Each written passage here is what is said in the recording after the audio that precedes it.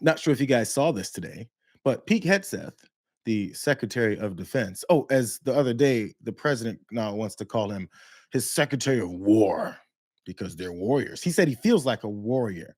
So Pete Hegseth had a press conference to talk more about these strikes on Iranian nuclear facilities. Well, soon after that, there were reports that it's inconclusive. No one knows yet. It's too soon. Early reports also said they weren't sure how far those bunker buster bombs actually made it and to the level of effectiveness. We don't know. Could have been devastating, could have been limited. Those reports also mentioned that it maybe only set the nuclear program back by a couple of months. Pete Hegseth got in front of a microphone, stood in front of the media, and got very, very upset right off the jump. Because you, and I mean specifically you, the press, specifically you, the press corps, because you cheer against Trump so hard. It's like in your DNA and in your blood to cheer against Trump because you want him not to be successful so bad. You have to cheer against the efficacy of these strikes.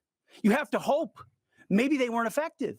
Maybe the way the Trump administration has represented them isn't true. So let's take half truths, spun information, leaked information, and then spin it in every way we can to try to cause doubt and manipulate the public mind over whether or not our brave pilots were successful. Right off the jump, he's upset and he goes, you, the media, you guys hate Trump so much. He starts with these accusations when the media is supposed to push back and make sure they get the information from any politician. You're supposed to be held accountable. This is an aspect of the truthfulness that we're supposed to get full information from our politicians who have many reasons to lie and spin it in their direction.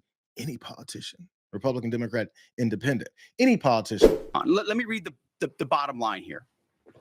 President Trump directed the most complex and secretive military operation in history. And it was a resounding success, resulting in a ceasefire agreement and the end of the 12-day war. That was the bottom line. The bottom line is, it was the most successful military operation in history. No one should question anything else about it. It was devastating. And if you guys don't think of that the same way, then you're just un-American. You can have the thoughts you want, bro. You can have the approaches and opinion that you want. But to have this angry declaration towards the media kind of seems off. It seems like that's the fealty and the kowtowing that they expect from, again, members of the media that are supposed to be asking questions and getting to the bottom of things so that the American people can know what their government is doing, the government that we fund. That's how it works. You don't tell us what to do. We tell you what to do. He was raging for quite a while, though. And this is where he starts talking about what he really wants the media to act like. There's these declarations of how they're supposed to act. How many stories have been written about how hard it is to, I don't know, fly a plane for 36 hours? Has MSNBC done that story? Has Fox? Have we done the story how hard that is? Have we done it 2 or 3 times so that American people understand? How about how difficult it is to shoot a drone from an F-15 or 16 or F-22 or F-35? Or what it's like to man a Patriot battery? Or how hard it is to refuel midair, giving the American people an understanding of how complex and sophisticated this mission really was. There are so many aspects of what our brave men and women did that because of the hatred of this press corps are undermined because your people are trying to leak and spin that it wasn't successful. It's irresponsible. It's irresponsible. You guys want to leak and spin. Did you do 2 or 3 stories? This is what he said. Did you do 2 or 3 stories about how hard the mission was? Maybe there are some personal pieces about military operations and specifically some of the service members who pull off some very tough operations. That's not what we're talking about. The question that people want to have answers to is, was it effective? I mean, it very well could have been. We don't know yet. But the problem is you guys cover things so much and have such a normalcy of lying that people don't really want to trust you. That's a problem. When you've been a liar for so long, you have to deal with the fact that no one wants to believe you, maybe if you're telling the truth. That's a problem. It's a problem that you got yourself into. So now that you're upset, this is more of a crutch using the military and saying, if you don't thinking about the severity and details and importance and how tough it was to do these operations, then what are you here for? Well, we're here to get answers to the questions of what it is that happened. I think that's a pretty straightforward question. but they get angry about it. They don't want anything to be questioned. And it sounds pretty suspicious. It sounds like you're trying to cover something up. Up there with him was the Joint Chiefs of Staff, Dan Kane. And he was asked what he thinks of early on when he was a part of saying it's inconclusive and it's too early to tell, because he was a part of saying that. Before then, they went with this other approach. On Sunday, you said final battle damage will take some time. And you also said, I think BDA is still pending, and it would be way too early for me to comment on what may or may not still be there at the nuclear facility. So that was just over 3 days ago. So what has changed? Would you use the term obliterated as well? Sure. Like I said, we don't do BDA. I'll refer that to the intelligence community. And You're talking with them. I mean, what changed in the past 3 days and make you so, sir, I think I said. I mean, I think I explained what changed.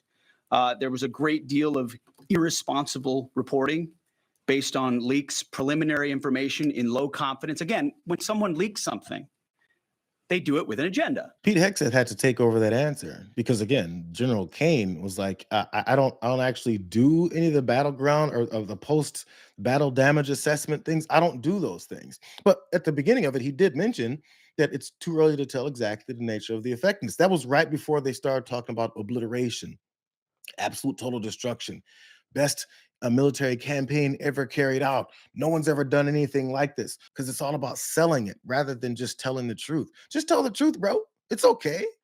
But he can't do it because he's very fragile. His ego, as big as it is also fragile. And if anyone pokes at it or asks a question to it or challenges his answers because he doesn't know what he's talking about, he gets offended. Pete Hegseth excuse? How is that an excuse? This is what changed from us not knowing yet to then now is because you guys are being unfair, because you guys are following some leaked report that said that the intelligence said that we're not conclusive on how effective this mission was. That's okay, bro. It's okay.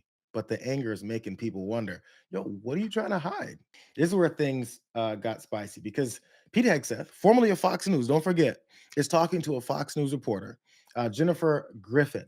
And she asked a very, very basic, normal question, because there's other aspects of the effectiveness of this bomb, not just about where they dropped it and the effectiveness of the campaign, but it's more about whether or not Iranians who knew this was coming got certain kinds of equipment or certain kinds of materials out of those deep bunkers before they got the opportunity to do so. Do you have certainty that all the highly enriched uranium was inside the Fort Mountain, or some of it? Because there were satellite photos that showed more than a dozen trucks there 2 days in advance.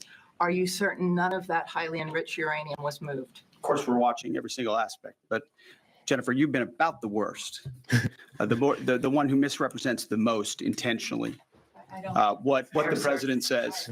I'm familiar. About the ventilation shafts on Saturday night. And in fact, I was the first to describe the B-2 bombers, the refueling, the entire mission with great accuracy. So I take issue with that. I appreciate you acknowledging You that have this is the issues. first the most successful I did. mission based on operational security that this department has done since you've been here. And I appreciate that. Jennifer, you've been the worst at this. Did you guys see her face when he said that? Jennifer, you've been about the worst, the one who misrepresents the most intentionally. I don't. She looked around like, is this fool talking about me? Is he talking about me? Jennifer Griffin, by the way, I have seen many reports from her in the past, and she is one of the one folks, I don't know her personally and tons of her reporting behind it, but what I've seen, she's one of the straight news reporters at Fox News who goes to actual locations and actually does the reporting based off it. Now, she'll report into these sometimes biased shows, and they'll take what she said and then have their spun opinion off of it. But what she many times delivers is what she sees in the field in that story and reports it like a normal journalist would. So the fact that he went after Jennifer Griffin, of all people at Fox News, was pretty wild. He could have gone after the, two Democrats that happen to be on Fox News from time to time that he can be very upset about. But she pointed out, yo, bro, I do my job. And she was really close to saying, but you don't do yours. I feel like maybe they had some kind of beef when he was there. By the way, Jennifer Griffin then went on Fox and Friends afterwards and talked with them about it. And I want you guys to notice the way that she described Pete Hegseth, because, bro, she was pissed. Jennifer, I guess obviously they want to get to the bottom of the leak of the defense intelligence agency. That was really the reason for this presser. Well, that was certainly the reason for the defense secretary to come out quite so emotionally against the press and the leak of that defense intelligence report. It's the reason why Pete Hegseth came out and got so emotional. He's an emotional crybaby. He came forward and started lashing out. I don't know why. And I feel like she wanted to say more. But again, don't know anything about Jennifer Griffin personally. I feel she's trying to stay on that level where she can still be considered this straightforward journalist that happens to work for Fox News rather than someone who's feeding to more of the narrative, and definitely not to kowtow to after Pete Hegseth attacks her baselessly on saying, "You've been one of the worst, Jennifer. You've been one of the worst. I can't believe you do this to me." This is why you continue to keep pressure on them. This is why you have journalists ask them questions, because they have to answer them or they have to sound like Pete Hegseth did today. Which, by the way, this is the reasons why he did it in the first place. You guys want to see this? Trump said this about this press conference that we just saw that was highly embarrassing. One of the greatest, most professional, and most confirming news conferences I've ever seen. Everything is the biggest thing you've ever seen.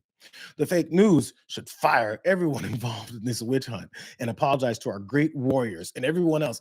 Think about how childlike this statement is. But before I even get to that, Hegseth responded and said, "Thank you, Mr. President. I kissed your ass for that entire press conference and screamed and yelled, just like you asked me to. I appreciate you." Pete Hegseth was speaking to an audience of one. Pete Hegseth was not actually talking to those reporters in that room. That's why he went in there and started by saying, "You people, if you people," because he's talking to Donald Trump. Donald Trump said, "If you don't go in there and start screaming at them and tell them how wrong they are for this, I'm going to have your ass." And he did his job. Marco Rubio said it yesterday. "I do everything for Donald Trump. It's not my job to advise him. It's not my job to change his mind when he's doing something that I know is directly destructive. It's not my job. My job is to kiss his ass, bow to a knee, and then go off and do his bidding, to be a puppy. That's my job." I don't think that's very confidence building for the American people, knowing that this guy is an extreme idiot and completely incompetent. But everyone around him that maybe knows 5 more things than him only can't say those 5 things, or else he's gonna lay into them and throw ketchup against the wall. This is the standard. This is the setup of this administration now.